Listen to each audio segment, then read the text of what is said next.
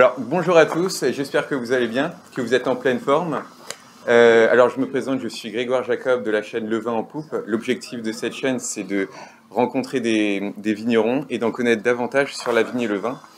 Alors, juste avant de commencer cette vidéo, n'hésitez surtout pas à vous abonner, à liker et à mettre un commentaire. Alors aujourd'hui, je suis avec Monsieur Pascal Minot dans sa cave. Vous êtes éleveur en vin. Alors, c'est un métier qu'on connaît pas beaucoup. Est-ce que vous pourriez en parler un petit peu plus?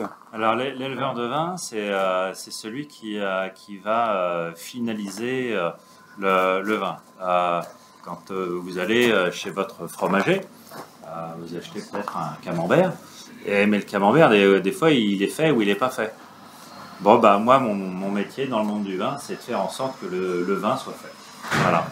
Et donc, j'utilise différentes techniques pour cela.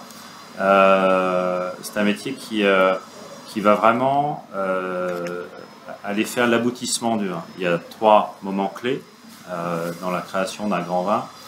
La première partie est essentielle et moi je considère qu'elle représente probablement 80% de la qualité d'un vin. C'est le terroir et la conduite de vigne. Donc le terroir et la conduite de vigne, le terroir c'est moi qui le choisis. Je choisis des parcelles très précises des vins que je souhaite élever. Aujourd'hui, mes partenaires sont tous sur des conduites en bio, voire en biodynamie, donc il n'y a aucun insecticide, pas de pesticides, etc.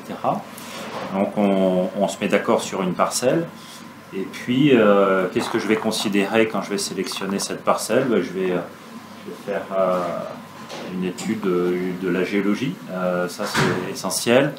D'orientation, est-ce que je suis plein sud, sud-est, sud-ouest, quelle pente, parce que là, quand il pleut, il y a un drainage naturel. L'orientation, c'est lié au soleil. Je regarde également l'âge de la vigne. Ici, on a une parcelle là, sur le Bourgueil-Brunetière, c'est une parcelle qui a été plantée en 1920.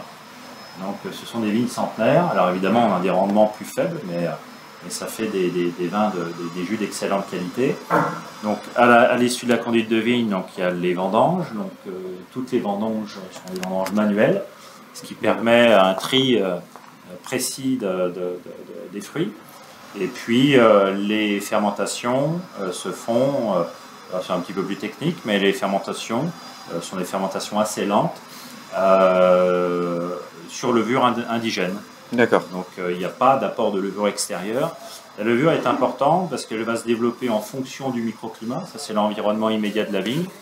Et puis cette levure, elle a une incidence sur l'aromatique du vin. Donc moi je ne veux pas d'échange à l'extérieur de levure. D'accord. Et combien de parcelles vous avez 7.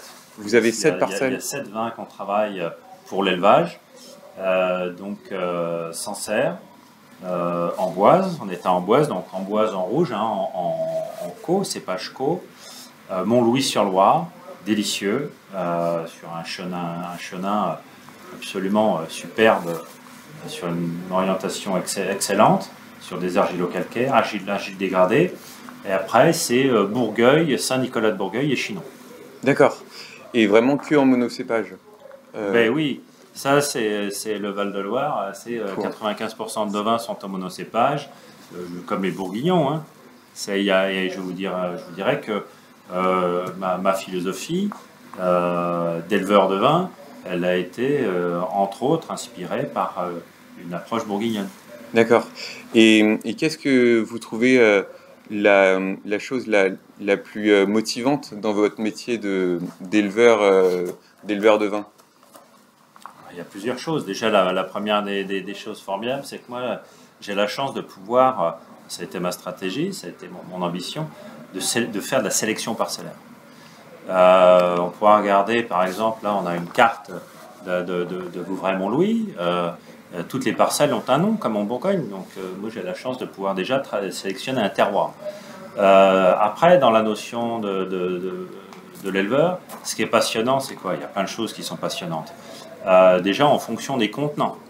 Ici, j'élève mes vins, on élève nos vins ou en barrique bordelaise ou en amphore. ou en œuf de Beaune, des amphores, on a de différents formats. Et on voit que, en fonction du format, en fonction du contenant, l'élevage n'est pas le même. Et puis, même à l'intérieur, par exemple sur Chinon ou Bourgueil, on fait les élevages sur de la barrique bordelaise. On travaille avec trois tonneliers différents. Et bien, d'une barrique à l'autre, au fur et à mesure de l'élevage, qui va durer pour les blancs, oui, c'est aller 8 mois. Pour les rouges, ça peut aller jusqu'à 18-24 mois. Pour les grands rouges, en fonction des millésimes. Et bien, d'une barrique à l'autre, c'est la même parcelle, c'est le même vin. La durée d'élevage est la même. Et d'une pièce à l'autre, d'une barrique à l'autre, on a des nuances subtiles qui vont se développer au fur et à mesure de l'élevage. Alors, une sélection parcellaire, si j'ai 10 barriques ou 15 barriques de Chinon, à la fin, je rassemble tout dans une seule et même cuve pour faire une seule cuvée. Oui, d'accord.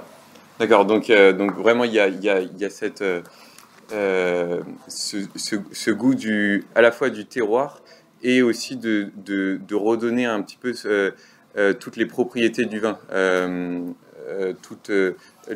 faire un peu, donner tout son côté excellent, Ce qui m'intéresse dans le vin, c'est que je souhaite, quand un de mes clients achète une bouteille de vin, quand il achète un parcellaire chez moi, il met son nez dans le vin, il goûte le vin, il dit « Ok, ça, c'est telle appellation. Moi, je veux faire des vins identitaires. » Voilà.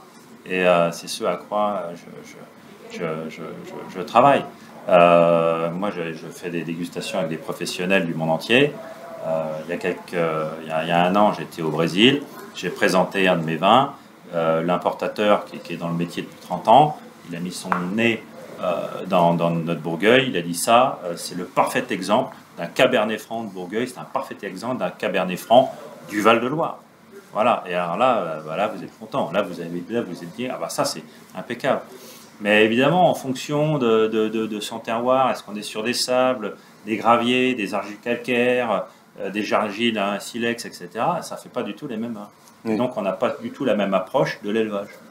D'accord. Bon, très bien. Bon, en tout cas, je vous remercie pour avoir répondu à ces questions et pour en savoir davantage sur le métier d'éleveur de vin. Voilà, n'hésitez pas à vous abonner et à très vite.